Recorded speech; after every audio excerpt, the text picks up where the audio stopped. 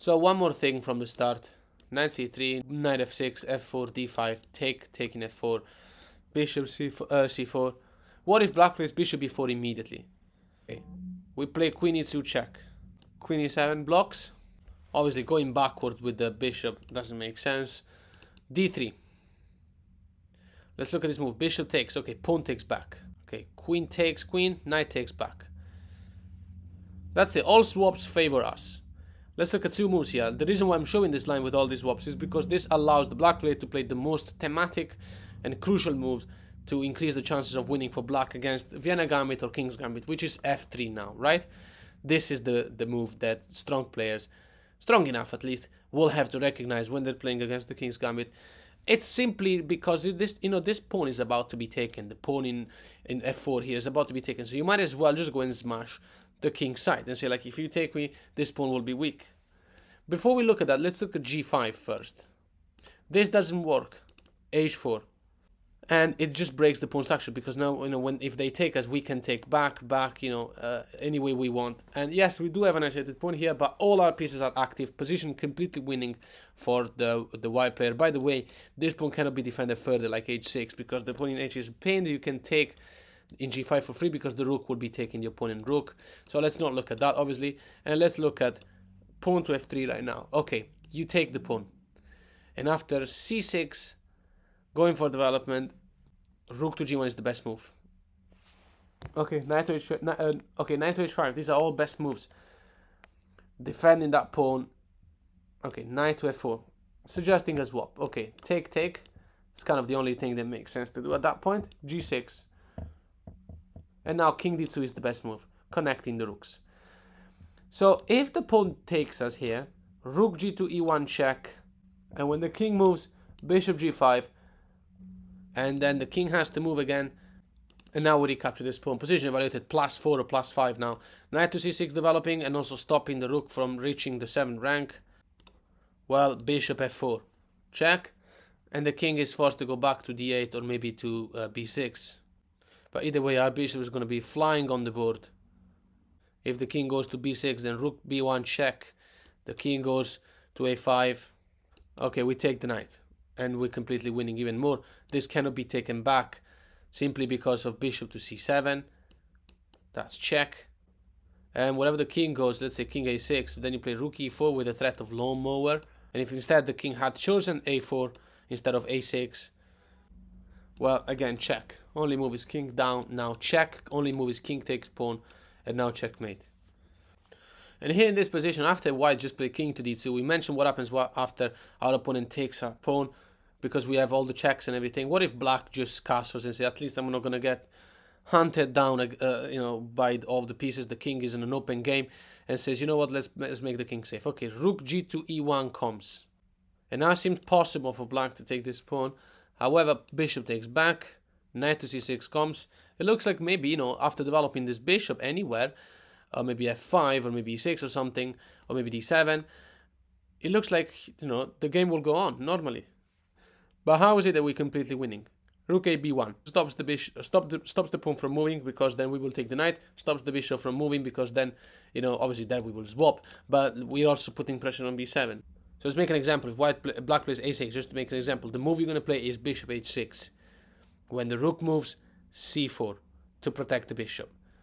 This is going to be a torture.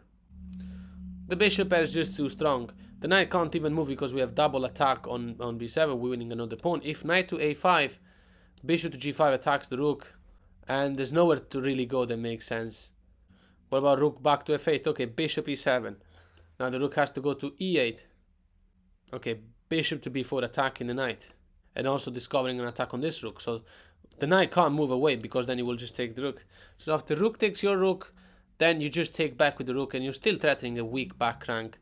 However, it looks like our opponent can now play knight to c6. It will be like this: rook e8 check, king moves, and now bishop c3 check. f6 to stop the check, rook to g8 check, king goes to h6. But now we are definitely going to capture the pawn in f6. Now that pawn is unguarded. And look, this is a completely winning endgame. Our opponent can't even develop the bishop without losing this rook. So let's look at this move. Knight to b4 puts an attack on this bishop and an attack on that pawn. Okay, h4. Crazy enough. And if our opponent takes our bishop, we don't even take back, because bishop g5 check, king moves. This king can't move anywhere, as you notice. And when you take the knight back, you can threaten to play rook h8 and then go for checkmate. And that's unstoppable. And in this position, instead of knight takes in bishop, if the knight goes for the pawn, how do you capitalize this? Well, this was the threat. Bishop g5 check, king moves, and now rook to h8. So the knight is now just too far out of the game, and this is checkmate unstoppable. One more line I wanted to show, and then I'll close this video, is one that I didn't show last time in one of the videos where I was covering this main line. Pawn takes in c4, in f4, and now bishop c4, bishop to d6. So as you know, now we go on with queen e2, and in the previous video we went through queen e7. What happens if instead our opponent goes back with the bishop, refusing the swap? Now this is just pointless, because obviously the bishop went to d6 and now to e7, so you just lost the tempo. You go on with d4, and now there's a move that really is annoying, which is bishop g4. That, as we know, we have to play knight f3 now, and now g5. How to deal with this? The problem here is that obviously h3 doesn't work, because bishop goes back, and you can't play g4 to kick the bishop away, because this can be taken en passant and the pin remains. So here you play h4, and now we are winning this pawn no matter what. If the pawn takes us, rook takes back, and when the bishop takes us, queen takes. And now here's the trick: knight to d5. This comes with material. You know, it comes with an attack on this rook. Black just took a pawn from us. Does that tactic work? No, you play rook to h5. We have a lot of attack with that knight, but rook to h5 is mainly to save the rook from the attack of this bishop, which was threatening to take the rook completely for free. With a check, we would have lost the game. Knight to c3, pawn takes back.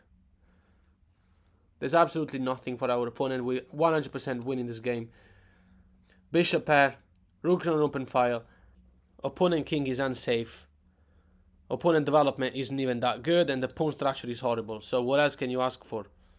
One last thing to mention in the main line that I forgot to do it in one of the previous videos is, okay, after f4 and pawn d5, take. Remember this variation when they take in d5. Now here this gives birth to an insane variation where basically you take the pawn in e5, your upper pawn, and you allow black to play this move. Knight takes, okay, pawn takes back, queen h4 check. Only move is king e2, and then queen e4 check, and the king has to move, and it looks crazy, and it gets, you know, really white and really complicated, although it's completely fine for white. And yeah, go and make sure you check out that video, because I think it's really fun.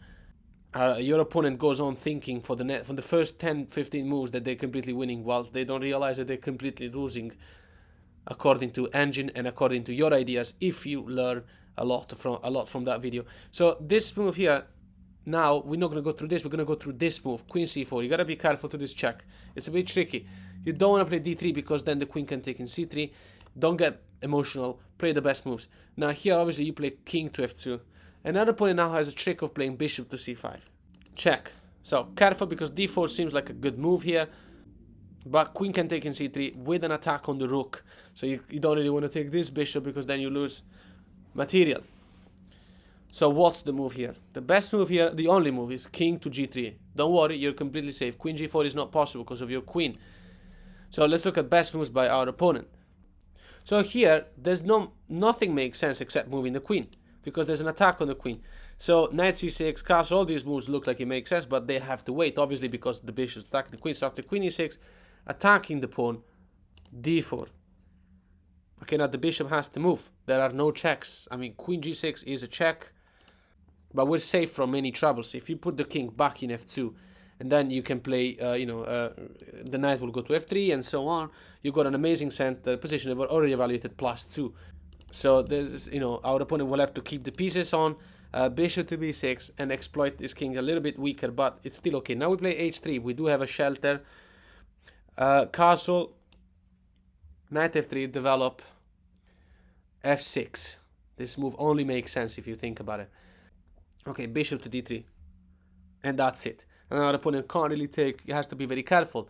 He will have to just go on with development. But the funny thing is, because this pawn chain in the center is so strong, black can't develop anything. Knight c6 doesn't do anything. He cannot go to any single square. Knight to d7 also cannot go to any single squares, because of how tricky we played. And well, we played best moves only. And eventually we got to conquer the the center completely. Our opponent cannot really take this pawn. It looks like it makes so much sense, reducing the control of the center, put the rook on an open file. But here now we play knight to g5, attacking this queen. The opponent doesn't have any checks. The queen will have to move. Queen to d6, whatever you take here in h7, check. The king can't take, so king h8, but now queen to h5. Threatening discovered checks that lead to checkmate. If pawn takes in d4 with the discovered check on the king, simply king h4, and now they are unstoppable. And even then, even before that, when you play here, if the queen had tried this approach, then the best move is rook to f1. This means one simple thing. If queen takes our queen, rook goes up is checkmate. If our opponent takes our rook, which seems to be free, then we go up and checkmate. So this is such an outrageous humiliation on the back rank. And it's not like the rook can just avoid the clash by going to d8 and say, now I'm still threatening your queen and I should be able to play a normal endgame, because knight f7 wins the queen, don't forget that.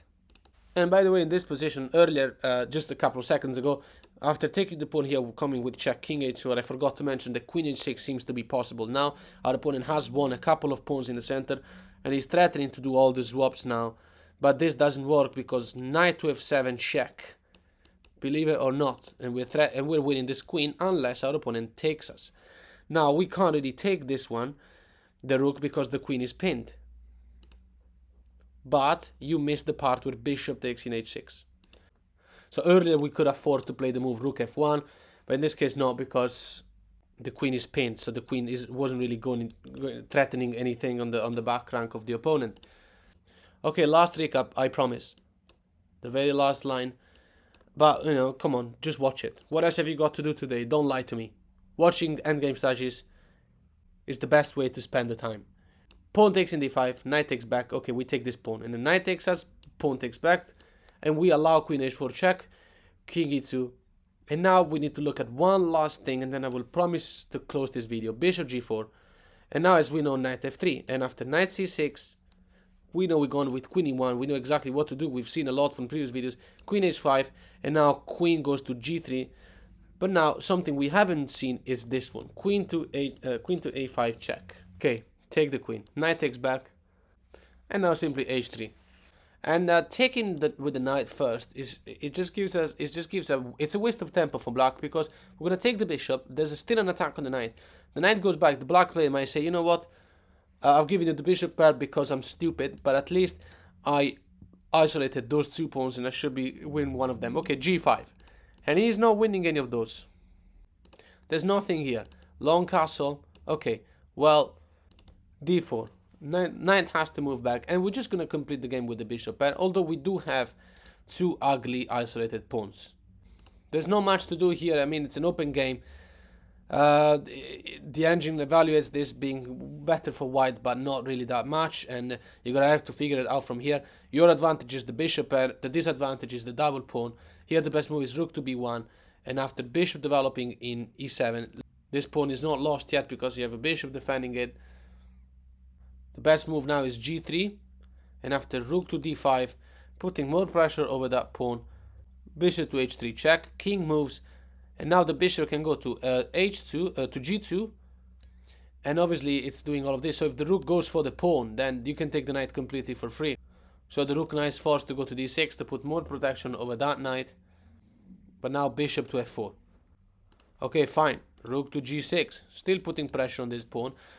g5. Okay, bishop to e4, harassing the rook. See the advantage of playing with the bishop pair. Rook to e6, only move and also pinning the bishop. King to d3, defending the bishop. Okay, rook to d8. This stops us from making a fork. But now we just play rook takes in h7. Position evaluated +4. And let's close the line here. Eventually, when the Vienna repertoire is finally over, there might be some videos where I do some extra stuff. So in this position, after h3, attacking the bishop will have to move. We mentioned the knight here, and pawn takes back just gives us the bishop pair, so it's a better endgame for us. Now, it's impossible for me to calculate every single move on how to continue that game. Remember that this is black having played only top engine moves from the very start of the game. So this is the best that black can possibly get, and it was like, you know, the position is like 0 something. We need to look at this move, bishop going away, because bishop takes knight, again, we take back the pawn. We do have 2 isolated pawns again, but we've got 2 rooks on 2 open files and the bishop pair. It's just I mean, I'll take this endgame 100 times out of 100. So if the bishop goes back to h5, okay, g4, and now the bishop can't move away because the knight drops. So the knight is forced to take us. And now same thing, we take the bishop pair, and the knight will have to move.